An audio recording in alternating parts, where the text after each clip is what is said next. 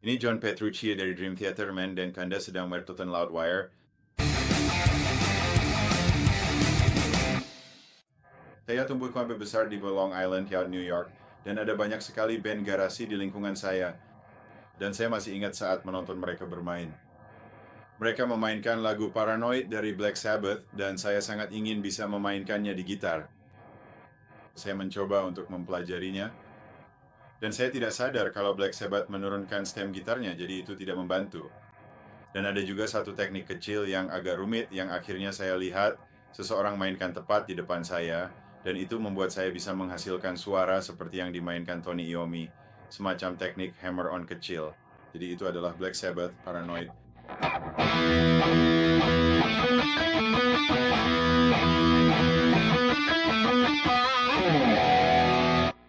Jadi riff pertama yang pernah saya pelajari sebenarnya dari lagu Hey Hey My My milik Neil Young, dan saya waktu itu pergi ke rumah Kevin Moore. Kevin Moore adalah pemain keyboard asli di Dream Theater.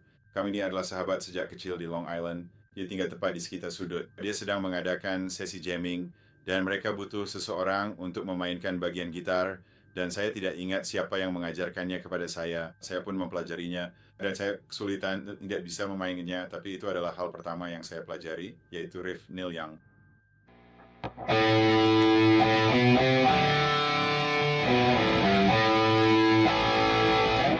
Saat saya tumbuh besar, saya mulai bermain gitar ketika saya berusia sekitar 12 tahun dan saya belajar secara otodidak. Saya tidak punya guru gitar. Lingkungan sekitar saya lah yang menjadi guru gitar saya. Saya akan datang ke sesi jamming apapun yang saya bisa, jamming lagu blues, jamming lagu-lagu Santana, jamming metal, rock, apa saja yang saya bisa. Dan ketika saya siap lulus SMA, saya memutuskan untuk kuliah di Berklee College of Music di Boston. Jadi kemudian saya mengambil beberapa pelajaran untuk mencoba mempersiapkan diri menghadapi sight reading dan hal-hal seperti itu. Tapi selain itu ya saya belajar sendiri dan saya pikir itu sangat membantu dalam mengembangkan pendengaran saya karena saya belajar semua riff, solo, dan hal-hal lainnya dengan mendengarkan rekaman dan mencoba memahaminya sendiri. Jadi itu adalah pengalaman belajar yang luar biasa. Di awal, saat saya pertama kali mulai bermain lead, saya sangat kesulitan dengan teknik bending dan vibrato. Saya rasa terutama karena saya sebenarnya tidak tahu apa itu, dan saya mencoba memainkan solo-solo itu, tapi hasilnya tidak benar-benar terdengar seperti aslinya. Dan baru setelah saya menemukan teknik bending, vibrato, dan cara para gitaris seperti Angus Young dan Jimmy Page melakukannya, permainan saya mulai terdengar lebih baik. Salah satu hal tentang itu adalah saat kamu pertama kali belajar bermain gitar dan melakukan bending, kamu tidak menyadari hal itu. Untuk meningkatkan sedikit daya ungkit, Anda harus membungkus ibu jari Anda dan menggunakan jari-jari pendukung lainnya di belakang jari yang ditekuk. Jadi jika Anda menekuk dengan jari tengah Anda tidak bisa menekuknya begitu saja seperti ini. Itu saya pernah melihat orang melakukan hal itu. Itu sungguh sulit. Kamu tahu ambil gitarnya. Anda gunakan titik pengungkit dan jari lainnya di belakang ini.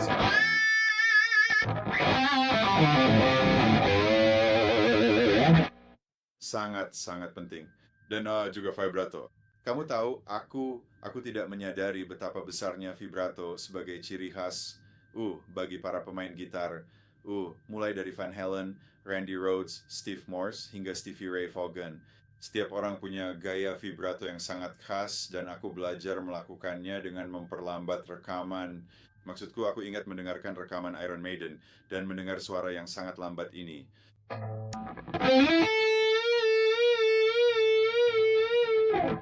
Tapi saat kamu memutarnya dengan kecepatan normal, jadi aku menyadari bahwa vibrato itu sebenarnya hanyalah serangkaian bending naik turun, dan itu adalah momen besar bagiku karena membuat semua permainan soloku menjadi lebih meyakinkan dan juga membantuku mengembangkan suara khasku sendiri sebagai pemain gitar.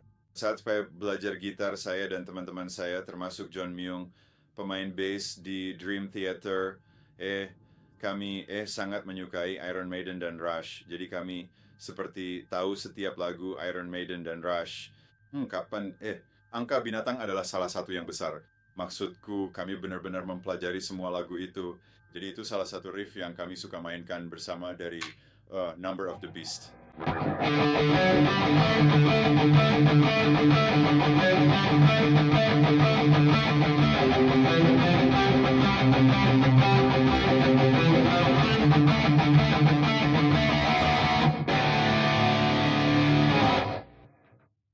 Dan dengan Rush maksudku ada begitu banyak album Rush yang luar biasa, tapi sebenarnya album yang pertama sekali punya banyak lagu yang lebih bernuansa rock seperti lagu-lagu Zeppelin. Dan saya dan teman-teman saya sering ngejam lagu-lagu itu sepanjang waktu. Working Man adalah salah satu favorit karena ada bagian solo gitar yang panjang dan saya sangat menyukainya. Tapi ya, riff pembuka utama di Working Man adalah salah satu favorit saya.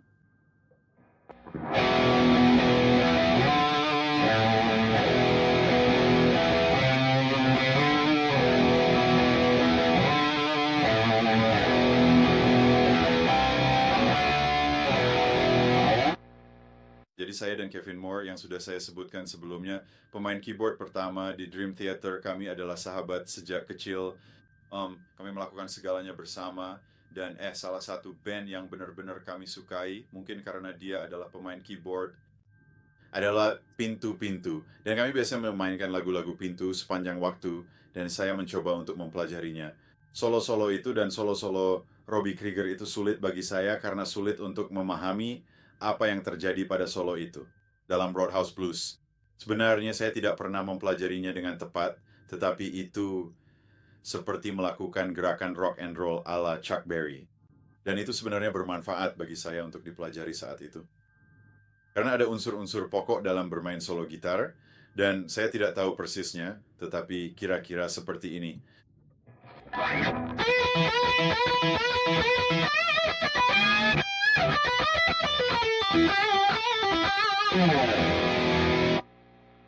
Riff teater mimpi favoritku biasanya adalah yang mengundang respons hebat dari penonton. Dan tahukah kamu, aku suka menulis dan memainkan riff seperti itu, terutama secara langsung. Album terbarunya, Distance Over Time, ada lagu berjudul Bristol Warrior. Dan sudah langsung tahu saat kami menulisnya bahwa aku tahu lagu itu akan memancing reaksi seperti itu. Dan benar saja, memang begitu. Dan aku suka memainkannya secara langsung.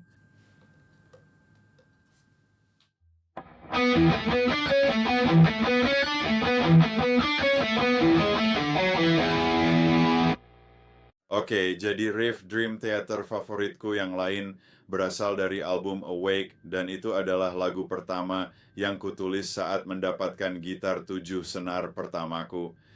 Judulnya The Mirror. Riffnya sangat sederhana. Secara harfiah hanya satu akor dan ritme tertentu yang terus diulang, tapi setiap kali kami memainkan lagu ini secara langsung, penonton selalu jadi sangat bersemangat. Dan aku suka bagian pembukaannya yang ada sedikit teknik pick scrape mundur seperti ini.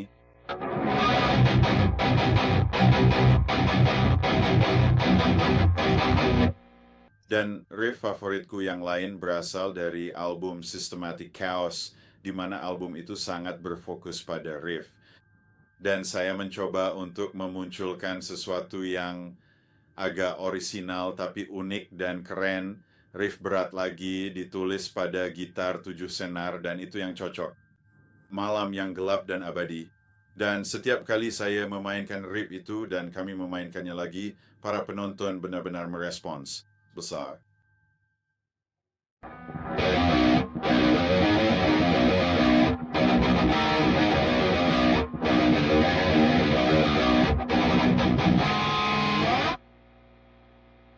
Salah satu riff pertama yang saya tulis saat bersama John Mayung di Long Island saat kami tumbuh dewasa dan sebelum kami pergi ke Berklee, College of Music, Emily Burstür, Mike Portnoy, dan awal mula Dream Theater, kamu tahu, dimulai dari sebuah lagu.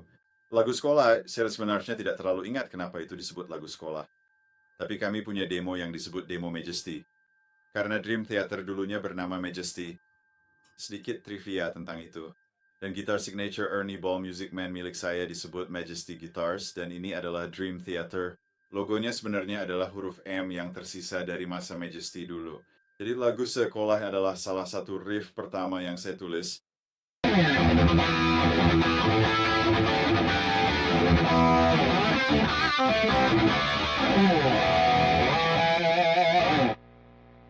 Jadi album solo terbaru saya berjudul Terminal Velocity. Album ini akan dirilis dalam beberapa hari lagi dan ada beberapa riff di rekaman itu yang benar-benar saya banggakan. Album ini benar-benar penuh dengan riff, sangat mirip dengan Suspended Animation yang dirilis pada tahun 2005. Jadi ini adalah album solo pertama saya dalam 15 tahun dan salah satu lagu yang saya tulis memang sengaja dibuat seperti hentakan dengan nuansa yang nyata, entahlah Queen atau rock and roll, Joe Satriani, partisipasi penonton, dan hanya ada satu gitar di sepanjang lagu, dan judulnya Snake in My Boot. Ini benar-benar seperti riff rock, tetapi sangat menyenangkan untuk dimainkan.